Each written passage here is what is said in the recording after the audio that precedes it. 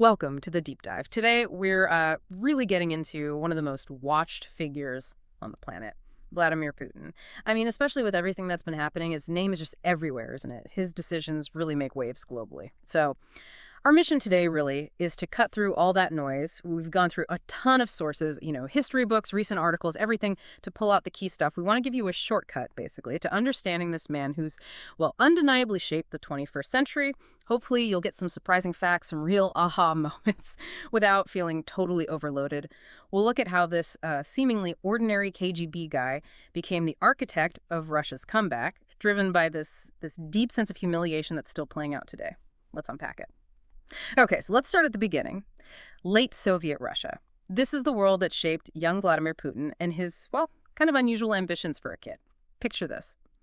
He's described as reserved, quiet almost, not like a loud kid at all. And he actually walks up to the local KGB office in St. Petersburg. Yeah, Leningrad back then. Right, Leningrad. Knocks on the door and asks for a job. Just like that. They apparently told him go get a law degree, and he did exactly that. And it's really important to get the context here. A law degree back then in the Soviet Union, it wasn't like becoming a lawyer in the West, Right. Going into private practice or anything. Yeah. Law was basically a tool of the state. Yeah. It was politicized, and it was seen as a direct pipeline into the KGB. So for someone like him with those goals, it made perfect sense. It was strategic. And yet, even with that clear goal, his early KGB career, from what we read, was pretty unspectacular. 16 years he was in. He even did a stint in Dresden, East Germany. People said he was competent, sure, but not, a rising star. Not at all. Nobody looking at him in the late 80s would have pointed him out and said, that guy's going to lead Russia. Right. But then came the really defining moment. Yeah. The collapse of the Soviet Union itself. Just try to imagine that. You're a KGB officer, right? Yeah. Your whole training, your whole career is about defending the empire. Yeah. And then, boom, it just disappears. Your country, the thing you dedicated your life to maintaining, it's gone. That was profoundly disorienting, a massive blow. And it really cemented this deep-seated belief that the West was the adversary. Especially with the way the U.S. sort of declared victory. Exactly. That perceived humiliation, seeing the Soviet era dismissed like that, it fueled this sense that Russia had been wrong, diminished. And that view of the West as the enemy, that really solidified that. It became core to his thinking. So thinking about those early years, what bits really stand out to you as shaping the leader we see today? What's the core takeaway? I'd say it's definitely that mix of personal and national humiliation from the Soviet collapse, for sure. Plus, you add in the KGB mindset, that inherent suspicion of the West. Right. It wasn't just a job for him. It became his whole outlook. He saw Russia lose its place, its status, and he decided he was going to be the one to bring it back. So the collapse wasn't just politics, it was personal. A deep wound that kind of set his path. Okay, so that takes us into the 90s in Russia, the Yeltsin years. And wow, what a time. Just chaos, right. Anarchy, instability, shops were empty, people literally selling like one orange on the street corner to survive. Yeah, or a bit of cheese. It was desperate. And business. Disputes settled with executions. Like in broad daylight, in fancy hotels sometimes. It sounds almost medieval. A total contrast to the Soviet order Putin knew. Absolutely. And all this is happening while President Boris Yeltsin is, his health is failing, his popularity is tanking. And around Yeltsin, you have this inner circle people call the family. Ah, yes, the family. Yeah, basically oligarchs, his daughter Tatiana, this really tight network. These guys had gotten incredibly rich during the messy privatization period, snapping up state assets for peanuts because they were close to Yeltsin. So they had a lot to lose if things changed. A lot to lose. They were terrified of, investigations, losing their fortunes, maybe even jail time. If someone came in who wasn't loyal to Yeltsin, and by extension to them, they needed a successor they could trust. Which brings us to Operation Successor. Yeltsin's plan, basically, to handpick the next leader himself. Forget democracy. This was about him choosing. Completely. His main goals were, 1, keep things stable enough, and 2, crucially, protect himself and his inner circle from any future prosecution. He really saw it as his right to choose, not the public's. And meanwhile, back in St. Petersburg, Putin is working in the mayor's office. He's described as the indispensable gray man. That's the term, yeah. He wasn't flashy, not in the spotlight. He was the quiet, super efficient bureaucrat getting things done behind the scenes. But importantly, he was building connections, industry, politics. He was navigating this incredibly corrupt system. And apparently lining his own pockets, too, quietly. Oh, almost certainly. But he stayed in the background, watching, learning, and his loyalty was, well, legendary. There's that famous quote when his boss, Anatoly Sobchak, lost an election. Putin turned down a job from the winner, saying something like, I'd rather be hanged for loyalty than rewarded for betrayal. that's the one. Really shows his code, man. It does, and it seems like that mixed ruthlessness, efficiency, loyalty is what caught Yeltsin's attention later on. When Putin was head of the FSB, the successor to the KGB, Right. there was this corruption scandal bubbling up involving Yeltsin's daughters. Something about credit card bills paid by a company doing work on the Kremlin. Yeah, hundreds of thousands of dollars. The papers were running it. It looked bad. And Putin's response, he didn't just make it go away quietly. He apparently arranged for this compromising video, compromat, of the prosecutor general investigating the family to be leaked. The guy The prostitutes. total public humiliation. The prosecutor resigned. The story died. And Yeltsin was reportedly very impressed. He saw that as the kind of decisive action a Russian leader needs. Ruthless. Still, even after that, when Yeltsin makes him prime minister, Putin's basically unknown nationally. His approval rating is, what, like 2%? Yeah, abysmal. Barely higher than Yeltsin's own rating at that point. So the challenge was massive. How do you make this nobody into a plausible president? Like yesterday. And the answer they seemed to land on was war. A short, victorious war, as the thinking often goes in these situations. Something to rally people around and make them look strong. And then September 1999, the apartment bombings, just horrific. An explosion in a Moscow mall, a truck bomb in Dagestan, then 3 apartment buildings blown up in the middle of the night, hundreds dead. Around 300 civilians killed. Right. It's devastating. And the authorities almost instantly blamed Chechens. Before any real investigation could even start, Putin's response was immediate. Send the army straight into Chechnya, launch the Second Chechen War. But the story around those bombings is murky, to say the least. Oh, deeply controversial. Critically important piece here. There was that 5th bomb found in Ryazan, very similar device. And the people caught planting it. FSB agents. Yep. The FSB claimed later it was just a training exercise, which stretches belief for many. Right. And then you have the evidence from the actual bombings being, well, suspiciously destroyed. Bulldozers clearing rubble, human remains, everything almost immediately. Yeah. And people who tried to investigate independently, journalists like Anna Politkovskaya, politicians like Sergei Yushchenko, former agents like Litvinenko. They ended up dead. Many of them did, yeah, under very suspicious circumstances. So whatever the real origin of those bombs, and that's still fiercely debated, they served a purpose. They provided the perfect pretext for the war in Chechnya. Putin got to look like the strong man fighting terrorism. His approval ratings reportedly shot up like several points every week. It was the launch pad he needed. It's just a staggering sequence of events. This really feels like the pivot point, doesn't it? Moving from the Yeltsin chaos to Putin's version of order. Right. What was the absolute key element, do you think, that let him cement control so fast? I think it really was that projection of strength after the bombings. People were just so tired of the chaos of the 90s. They craved stability, order, and Putin offered that, plus this sense of, restoring Russian pride. It hit a nerve. Okay, so fast forward just a few months. New Year's Eve, 1999, Yeltsin gives that surprise resignation speech. Totally dramatic. Nobody saw it coming quite like that. And boom, Putin is acting president. And what's the very first thing he does? His first decree. It's incredibly telling, isn't it? He grants Yeltsin and his entire family permanent, total immunity from prosecution, from searches, from having assets seized, forever. Wow, the signal that sends. It's unmistakable. Basically, it says, Yeah. Politicians are above the law. Loyalty gets you protection. The state will do what it wants. And accountability. Forget it. That set the tone immediately. And another immediate priority for him was the media, right? Getting control. Yeltsin, for all his flaws, apparently tolerated some pretty critical TV stations. Yeah. NTV, for example, was often quite harsh. Yeltsin seemed to just shrug it off, surprisingly. But Putin, totally different story. He was apparently obsessed with how he looked on TV. Sources say he'd literally stop meetings to check the news coverage, make sure it was favorable. There's that story about Yeltsin's desk just having a pen, but Putin replaced it with a TV remote. Exactly. It captures the shift perfectly.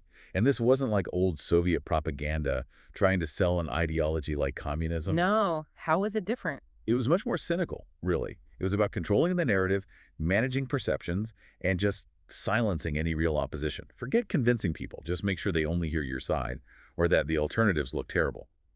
He systematically dismantled independent media and squeezed out genuine opposition parties. So you end up with a parliament that looks like it has different parties. Really.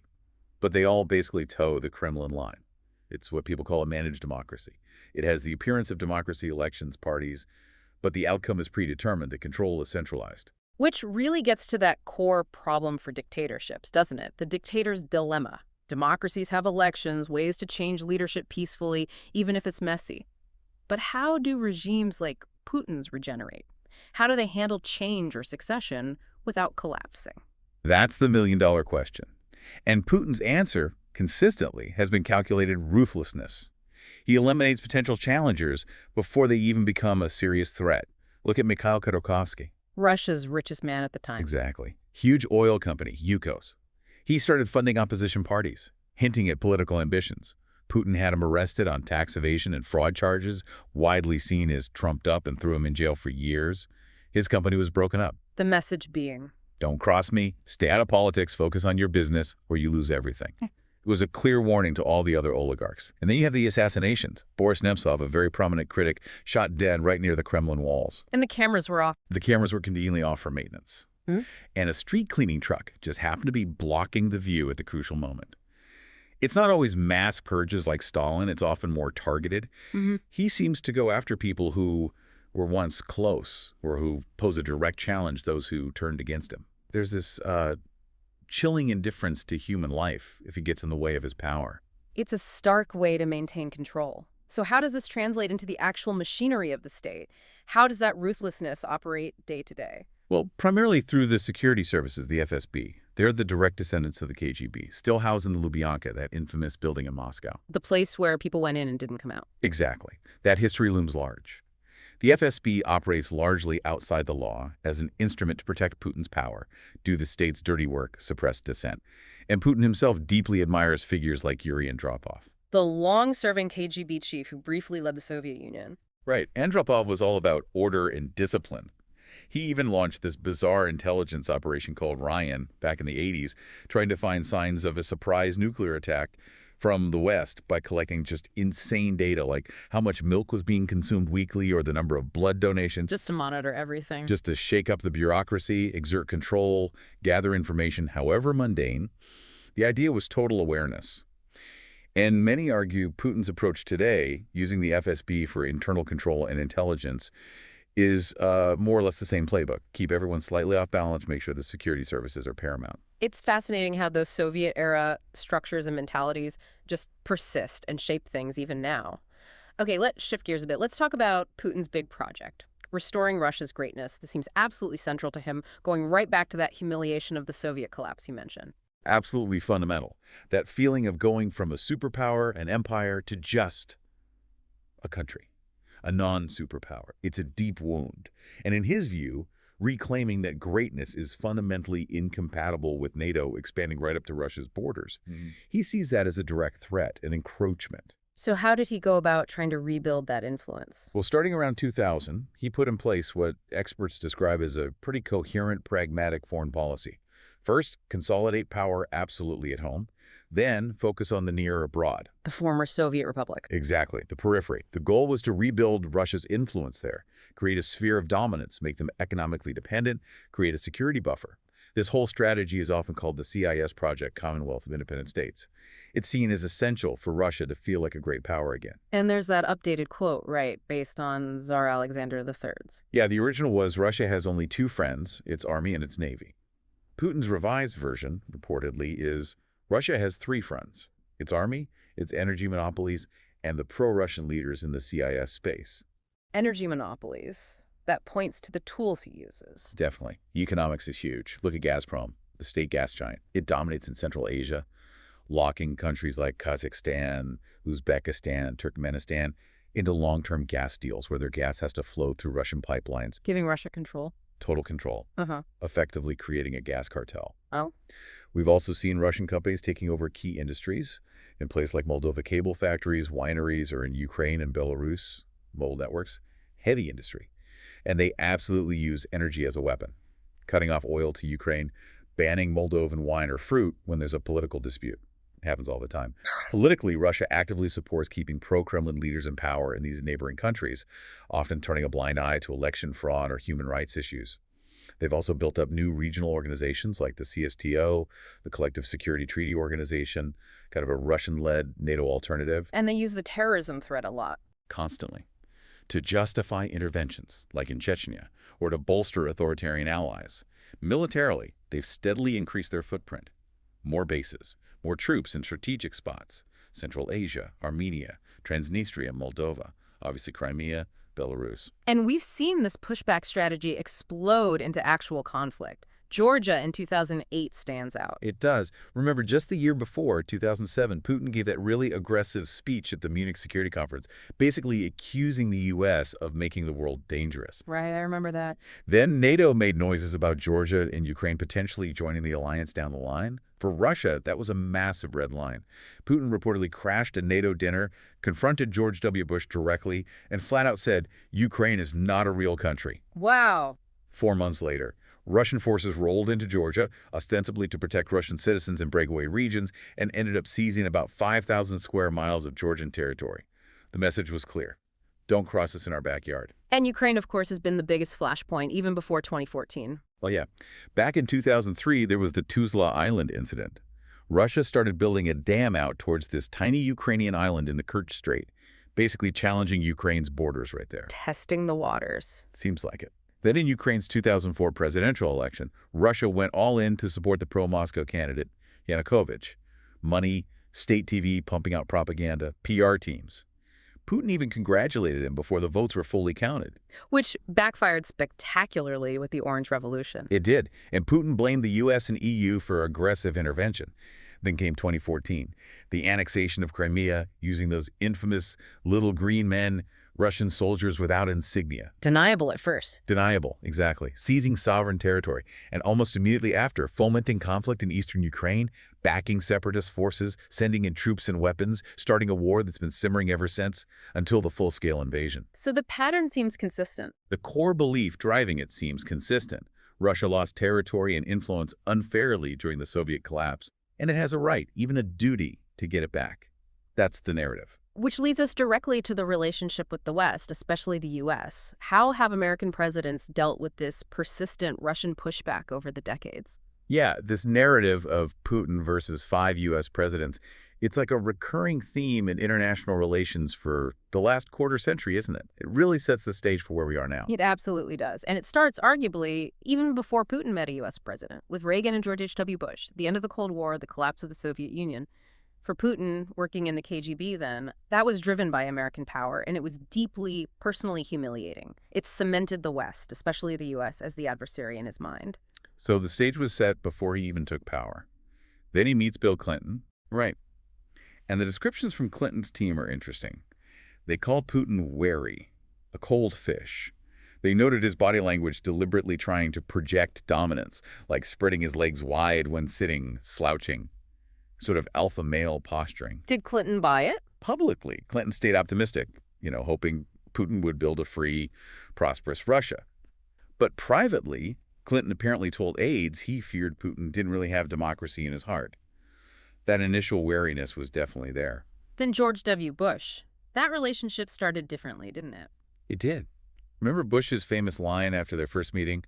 I looked the man in the eye. I was able to get a sense of his soul. Yes, people talked about that for ages. And Putin apparently played into that. He told Bush this story about a religious medallion his mother gave him, how it survived a fire, appealing directly to Bush's faith. So there was this brief moment of maybe connection. But it didn't last. Not at all. The Iraq War was a major turning point. Putin saw it as the U.S. acting unilaterally, regime change, a dangerous precedent. And then Bush launched his freedom agenda, pushing democracy in former Soviet republics. Which Putin saw as aimed right at him. Exactly. He saw it as U.S. interference in his sphere of influence, trying to stir up anti-Russian sentiment, an existential threat. The relationship soured fast. Bush later basically said, we've lost him. The optimism was gone. Okay, next up, Barack Obama. How was that dynamic? Very different personalities. Reports describe Putin lecturing Obama sometimes for like 45 minutes straight. Some analysts suggest Putin just didn't respect Obama, maybe he saw him as weak, or maybe even, as some have suggested, there was an element of flat-out racism. He didn't see Obama as his equal on the world stage. And Obama's response to the 2014 Crimea annexation, sanctions, but not major military aid then. Right. And the takeaway for Putin seems to have been, okay, the West will complain, they'll impose some sanctions, they'll lecture me, but ultimately, they'll let me get away with it. That perceived lack of really tough consequences likely emboldened him further. Then Joe Biden, first as vice president, he had history with Putin. A long history. Biden came up during the Cold War. He saw Putin through that lens. A thug, a playground bully. He's the one who famously told Putin right to his face, I don't think you have a soul. "That's the one." And Putin's reported response, "We understand each other," which is pretty chilling. Biden also publicly encouraged Russian students to stand up for democracy, which Putin absolutely saw as a direct threat as the U.S. trying to foment trouble inside Russia. Okay, then the Trump years. This felt like a whole different chapter. It really did. We know now about the extensive Russian interference in the 2016 U.S. election, hacking emails, spreading disinformation, using troll farms and bot armies, all designed to damage Hillary Clinton and sow chaos in U.S. democracy. And how did Putin view Trump himself? Sources close to the Kremlin suggest Putin saw Trump as, well, a fool, easily manipulated, someone he could play like a violin. Trump often repeated Putin's talking points, questioning NATO, talking about Ukrainian corruption. Putin must have loved that. It was described as one big gift to Putin. Trump's presidency weakened Western alliances, created internal turmoil in the U.S., and January 6th. For Putin, that was like the beautiful wrapping on the gift. It made America look weak, divided, morally compromised. Many analysts believe that perception directly paved the way for the full-scale invasion of Ukraine in 2022. He thought the U.S. was too broken to respond effectively. Which brings us to Biden as president. They met in Geneva. Yeah, and the vibe was reportedly very tense. Biden saw Putin as this unreformed KGB revanchist, stuck in the past, determined to rebuild the empire.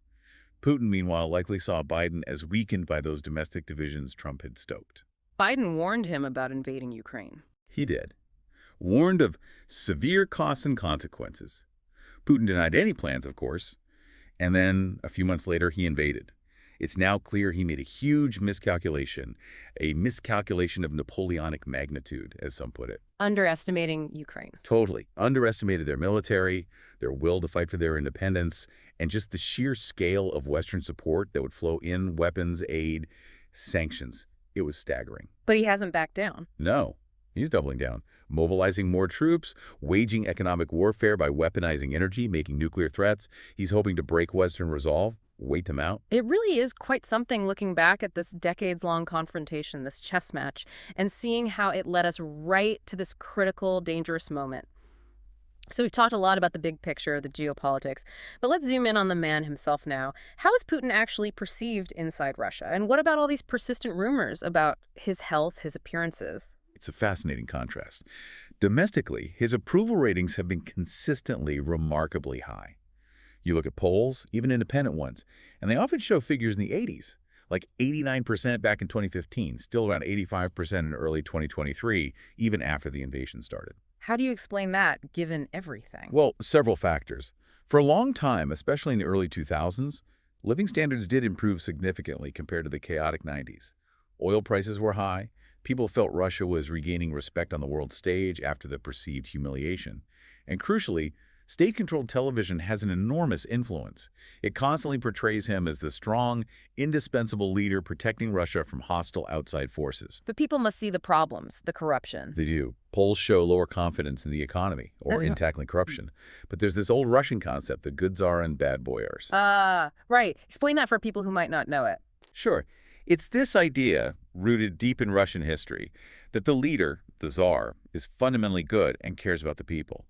But he's surrounded by these corrupt or incompetent officials, the boyars, who mess things up and are responsible for the people's problems. So you can blame the ministers, the local officials, but not Putin himself. Exactly.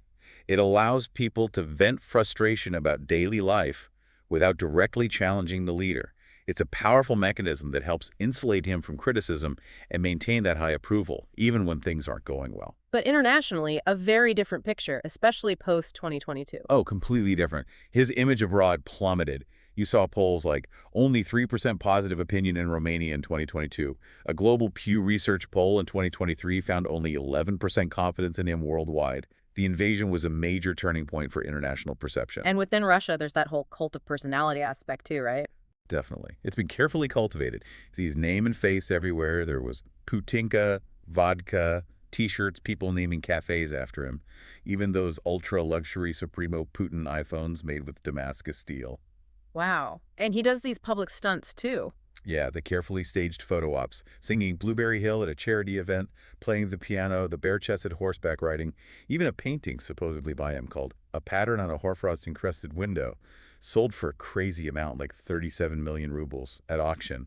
It's all about projecting this image of strength, control, even culture. Okay, but then there are the rumors, the health speculation. That seems constant. It's been going on for years, really, since at least 2005 when there were rumors of a stroke. Since then, it's been everything. Yeah. Cancer thyroid, pancreatic, blood cancer, Parkinson's disease, some even whispered leprosy at one point. What feeds these rumors? Is there any visible evidence? People point to things they see in videos or photos. His face looking puffy, sometimes bloodshot eyes. There was talk of a scar on his neck, maybe from thyroid surgery, occasional trembling in his hands or legs. A persistent cough he seemed to have for a while, sometimes jerky, involuntary movements. And there was that unconfirmed but widely reported story about him falling downstairs at home and soiling himself. Right. But how much of this is real versus wishful thinking or propaganda? It's incredibly hard to say for sure. Take his unusual walk, for instance. His right arm often doesn't swing much, looking stiff. People immediately thought Parkinson's. Yeah, I've seen that mentioned. But neurologists actually studied this, looking at lots of footage. Their conclusion, it's likely not a medical condition, but a learned behavior from his KGB weapons training, keeping the right arm close to the body for quick access to a concealed firearm. They called it the gunslinger's gait. Huh. So a deliberate habit, not a symptom. Potentially, yes. Yeah. It shows how difficult it is to interpret these things from afar. And what about the body double theories? Those seem pretty persistent too. They are, and some argue the evidence is relatively strong, though impossible to prove definitively. The idea is he uses lookalikes for security to minimize assassination risks. Ukraine's President Zelensky even publicly questioned if the real Putin is still alive. And there was that Japanese study. Right, using AI. Facial recognition comparing different appearances showed quite low similarity scores sometimes, as low as 18% compared to verified images. And voice analysis detected differences in how he pronounced certain words, like spasibo, thank you. They suggested there might be at least two doubles. Putin, of course, has denied using them. So you have this carefully managed strongman image on one side, and then all these rumors swirling about health doubles. What does it all add up to? How should we understand this complex picture? I think it means the man himself has become almost secondary to the image of Putin, the symbol he represents of restored Russian power, of defiance towards the West. That image is meticulously managed. The rumors, whether true or not, add to this strange mystique, this uncertainty. It makes it even harder to know what's really going on behind the Kremlin walls, separating the man from the carefully constructed and sometimes maybe fragile facade. We've certainly covered a lot of ground today. It's quite a journey, isn't it? From this fairly obscure KGB officer marked so deeply by the Soviet collapse, rising to become this long-serving, undeniably ruthless leader who systematically rebuilt Russia's clout on the world stage, facing down president after president. It really is remarkable. And thinking about all that, his personal history, how he consolidated power internally, his foreign policy goals, it leads to a perhaps provocative final thought for people to consider. Given this system he's built, so centralized, so reliant on him, and deliberately lacking those mechanisms for peaceful change we talked about, what does that actually mean for Russia's own future? How can genuine change happen internally? And how will his legacy, this very personalized style of rule, continue to shape Russia's role in the world long after he's gone? That's definitely something to chew on. It really makes you think about power, control, national identity, and just how much one person's story can end up shaping global events. Thanks for joining us for this deep dive.